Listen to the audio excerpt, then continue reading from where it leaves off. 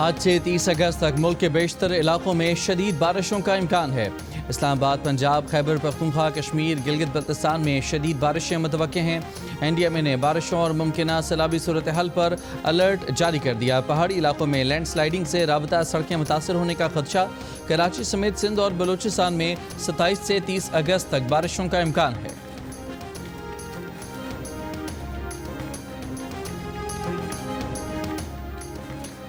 دریائے ستلج میں بھارت کی جانب سے پانی چھوڑے جانے کے بعد گنڈا سنگھ والا کے مقام پر درمیانے درجے کا سیلاب۔ قصور، اوکاڑا، پاکپتن میں دریا کے بیڈ میں قائم آبادیوں سے شہریوں کی محفوظ مقامات پر منتقلی۔ ہیڈ سلیمان کی پر نچلے درجے کا سیلاب۔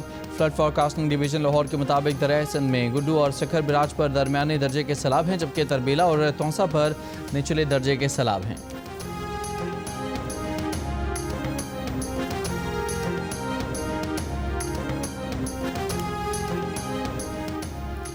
گلگت بلتستان کے ضلع غزر کے علاقے گوپس میں گلیشیئر ٹوٹنے سے سیلاب کئی دیہات زیر آب 30 مکانات ڈوب گئے۔ لینڈ سلائیڈنگ کے بعد گاؤں راوشن میں پھنسے 200 افراد کو ریسکیو کر لیا گیا۔ راوشن میں سیلاب سے 1 کلومیٹر کی سڑک ریلوں میں بہہ گئی۔ 7 کلومیٹر تک کا علاقہ مصنوعی جھیل میں تبدیل ہو گیا۔ بروقت اطلاع سے 100 گھرانے جانی نقصان سے بچ گئے، لیکن گھر پانی میں ڈوب گئے۔ لینڈ سلائیڈنگ کے باعث بند پانی کے اخراج شروع۔ ترجمان گلگت بلتستان حکومت کا کہنا ہے کہ راوشن میں پھنسے تمام افراد کو ریسکیو کیا جا چکا ہے۔ سیلاب سے 100 مکانات، کھیتوں اور باغات کو نقصان پہنچا ہے۔ وزیر اعلیٰ گلبر خان غزر پہنچ گئے۔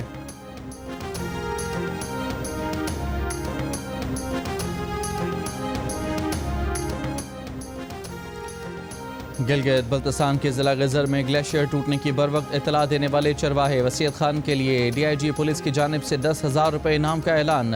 محکمہ پولیس GB کی طرف سے تعریفی سند سے بھی نوازا گیا۔ چرواہے کی فوری اطلاع پر 100 گھر خالی کرا لیے گئے تھے۔ لوگوں کے محفوظ مقام پر منتقل ہو جانے سے کوئی جانی نقصان نہیں ہوا۔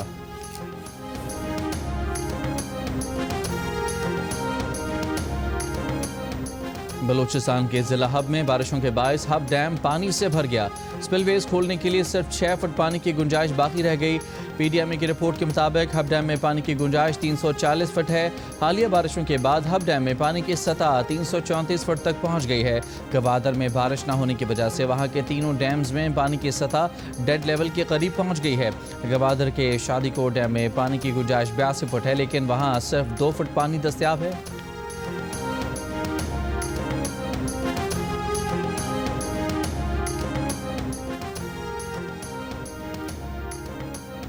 وزیر اعظم شہباز شریف کا سیلابی تباہ کاریوں سے انسانی عمل دخل پر اظہار افسوس۔ ماحولیاتی قوانین کے نفاذ کی ضرورت پر زور دیا۔ کابینہ اجلاس میں کہا کہ آج گلیات چلے جائیں تو دل خون کے آنسو روتا ہے۔ گلیات میں بے دردی سے درخت کاٹے گئے، وہاں پلازے اور گھر بنائے گئے۔ قدرتی آفت اپنی جگہ، لیکن میڈ میں ڈیزاسٹر کی کوئی گنجائش نہیں۔ سوال کیا کہ دریا کے راستے میں غیر قانونی طور پر ہوٹلز اور گھر تعمیر کیے جا رہے ہیں، کب تک وفاقی اور صوبائی حکومتیں ان غیر قانونی تعمیرات کا معاوضہ دیں گی؟ ہمیں مل بیٹھ کر اس کا حل نکالنا ہوگا۔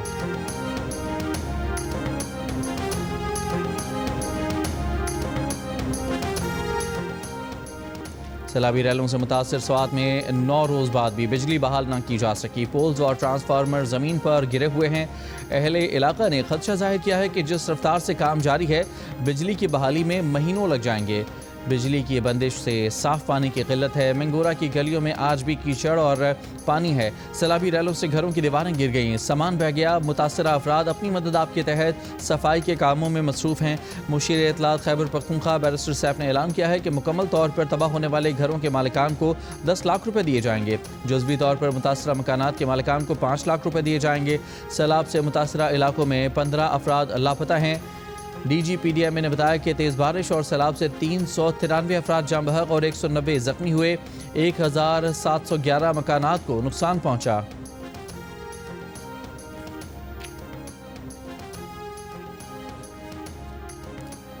عالمی منظرنامہ جو بھی رہا ہو، پاک چین دوستی ہمیشہ مضبوط اور مستحکم رہی ہے۔ چینی وزیر خارجہ کی وزیر اعظم شہباز شریف سے ملاقات پر ترجمان چینی وزارت خارجہ کا بیان۔ کہا، چین ہمیشہ پاکستان کا سب سے زیادہ قابل بھروسہ شراکت دار اور مضبوط سپورٹر رہا ہے۔ امریکی صدر ٹرمپ نے سرجیو گور کو بھارت میں نیا امریکی سفیر نامزد کر دیا. انہیں جنوب اور وسط ایشیائی امور کے لیے خصوصی مندوب بھی مقرر کیا گیا ہے. گور اس وقت وائٹ ہاؤس میں صدارتی پرسنل آفس کے ڈائریکٹر کی حیثیت سے خدمات انجام دے رہے ہیں. ٹرمپ کا کہنا ہے کہ گور نئے عہدے کے لیے سینٹ سے توثیق تک اپنے فرائض انجام دیتے رہیں گے. صدر ٹرمپ نے کہا کہ سرجیو ان کے قریبی دوست ہیں جو کئی برسوں سے ان کے ساتھ ہیں. انہوں نے صدارتی مہم میں بھی ساتھ دیا, کتاب کی اشاعت میں بھی کردار ادا کیا.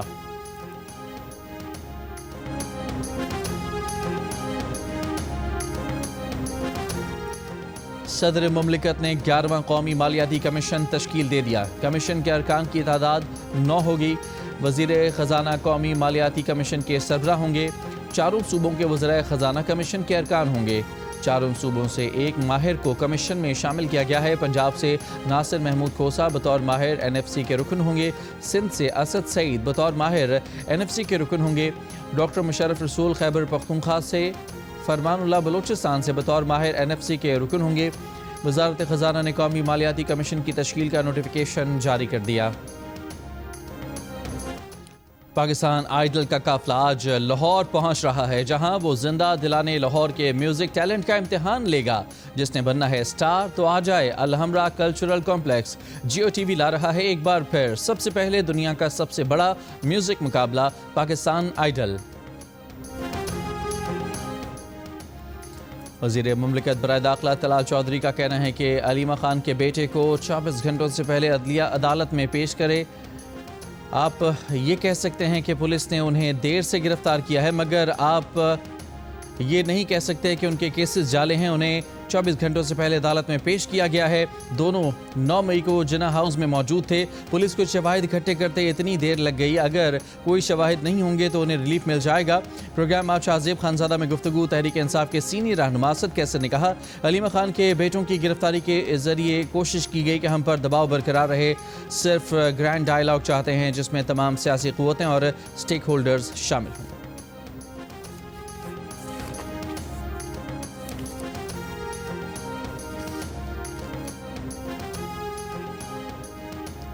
انسداد دہشت گردی عدالت لاہور نے جناح ہاؤس حملہ کیس میں بانی PTI کے بھانجے اور علیمہ خان کے بیٹے شاہریز خان کا 8 دن کا جسمانی ریمانڈ دے دیا. پولیس کے حوالے کرنے کا حکم. عدالت کے اندر اور باہر گفتگو میں سلمان اکرم راجہ نے کہا کہ 2 سال سے زیادہ ہو گئے, آج تک شاہریز خان کا نام کہیں نہیں آیا. ملزم کی والدہ اس مقدمے سے ڈسچارج ہو چکی ہیں. ملزم کو مقدمے سے ڈسچارج کیا جائے. پولیس نے مقدمے کا ریکارڈ پیش کرنے کے لیے مہلت مانگ لی. میڈیا سے گفتگو میں علیمہ خان نے کہا کہ بانی PTI کو ضمانت ملی اور اسی روز ان کے بیٹے کو اٹھا لیا گیا. پولیس نے 9 مئی کے کیسز میں علیمہ خان کے بیٹے شیر شاہ کو بھی حراست میں لے لیا. تحریک انصاف کی شیر شاہ کی گرفتاری کی شدید مذمت. کہا اس طرح گرفتاری قانون اور انصاف کے جنازے کو سرعام نکالنے کے برابر ہے.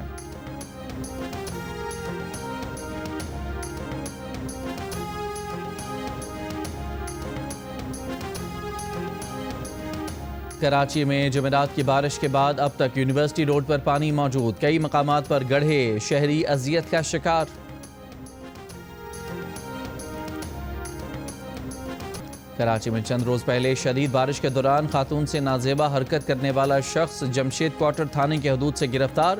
مقدمہ درج. ملزم حافظ اللہ نے سیلاب اور بارش کے دوران راہ چلتی خاتون کے ساتھ نازیبا حرکت کی تھی, جس کی ویڈیو وائرل ہوئی تھی. کراچی ایم اے جناح روڈ پر پٹاخوں کے گودام میں دھماکے پر بم ڈسپوزل یونٹ کی رپورٹ جاری. رپورٹ کے مطابق پٹاخوں کے گودام میں 500 کلو گرام فائر ورک سامان جل گیا. دھماکے کی آواز 5 سے 7 کلومیٹر دور تک سنی گئی. دھماکے کے باعث 100 میٹر کے دائرے میں تباہی پھیلی. اس وقت مجموعی طور پر 5000 کلو آتش بازی کا سامان موجود ہے. تمام سامان کسی محفوظ مقام پر جلد از جلد تلف کرنے کی سفارش. پولیس کا کہنا ہے کہ گودام کا مالک حنیف مختلف شہروں اور بیرون ملک سے بھی آتش بازی کا سامان منگواتا تھا. ملزم حنیف عمارت کے عقب میں آتش بازی کا سامان تیار بھی کرتا تھا. حنیف گرفتار ہے جبکہ اس کا زخمی بھائی اسپتال سے فرار ہو گیا. دھماکے کا مقدمہ سرکار کی مدیت میں درج. آتش گیر مادہ ذخیرہ کرنے میں غفلت سمیت دیگر دفعات شامل. دھماکے میں جاں بحق افراد کی تعداد 6 ہو گئی, 32 افراد زخمی. خیبر پختونخوا حکومت نے غیر قانونی کان کنی پر پابندی عائد کر دی۔ دریائے سندھ اور دریائے کابل کے کنارے سونے کی تلاش پر 60 دن کی پابندی عائد۔ محکمہ داخلہ خیبر پختونخوا نے پابندی سے متعلق اعلامیہ جاری کر دیا۔ سوات نوشہرہ کوہاٹ اور ملحقہ علاقوں میں دفعہ 144 نافذ کر دی۔ اعلامیہ میں کہا گیا ہے کہ غیر قانونی کان کنی سے ماحولیاتی خطرات پیدا ہو رہے ہیں۔ غیر قانونی کان کنی کرنے والوں سے سامان ضبط کیا جائے گا۔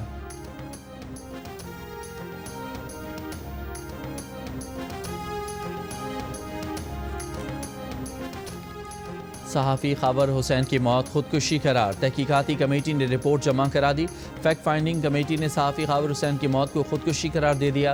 رپورٹ میں کہا گیا ہے کہ واقعے کے دوران گاڑی کے قریب کوئی شخص نہیں آیا۔ تحقیقات میں سی سی ٹی وی ویڈیو کو بھی اہم شواہد کے طور پر لیا گیا۔ کراچی سے لے کر سانگھڑ تک خاور حسین کے سفر میں دستیاب سی سی ٹی وی کا جائزہ بھی لیا گیا۔ صحافی خاور حسین کے موبائل فون کا کال ڈیٹا ریکارڈ حاصل کیا گیا ہے۔ خاور حسین سے رابطے میں آخری متعدد افراد کے بیانات بھی لیے گئے۔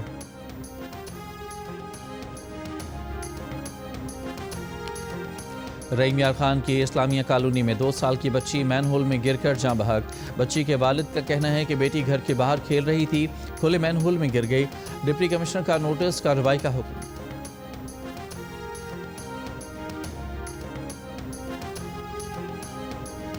اقوام متحدہ نے غزہ کو قحط زدہ قرار دے دیا۔ یو این رپورٹ میں کہا گیا ہے کہ غزہ میں 5 لاکھ سے زائد آبادی کو بھوک اور موت کا سامنا ہے۔ اسرائیل پر پابندیوں کے لیے نیدرلینڈز کی کابینہ کا اجلاس، اتفاق رائے نہ ہونے پر نیدرلینڈز کے وزیر خارجہ مستعفی ہو گئے۔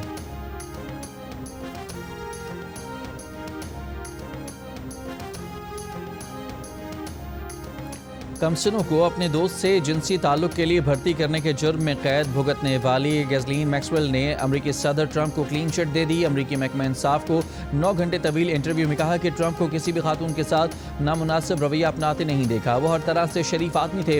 میکسویل نے اپنے بدنام زمانہ دوست جیفری ایپسٹن کی جیل میں مبینہ خودکشی کو قتل قرار دیا، تاہم یہ معلوم نہیں کہ قتل کس نے کیا۔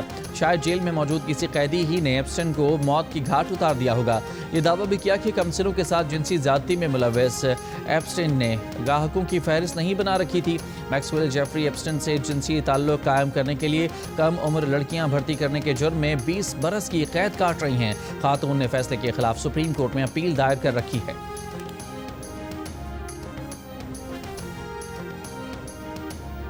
لوئس سواریز کے 2 گول۔ لیگ کپ کے کوارٹر فائنل میں انٹر میامی نے ٹائیگرز کو 1 کے مقابلے میں 2 گول سے ہرا دیا۔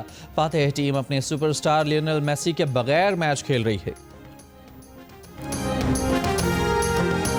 اگلے برس ہونے والے فٹ بال ورلڈ کپ کے ڈرا کی تقریب 5 دسمبر کو واشنگٹن کے John F Kennedy Center for the Performing Arts میں ہوگی۔ امریکی صدر ڈونلڈ ٹرمپ نے اعلان کر دیا امریکہ، کینیڈا اور میکسیکو فٹ بال ورلڈ کپ کی میزبانی کریں گے۔ ایونٹ کے 13 میچز میکسیکو اور کینیڈا میں ہوں گے۔ فٹ بال ورلڈ کپ کے بقیہ میچز امریکہ کی 11 شہروں میں ہوں گے۔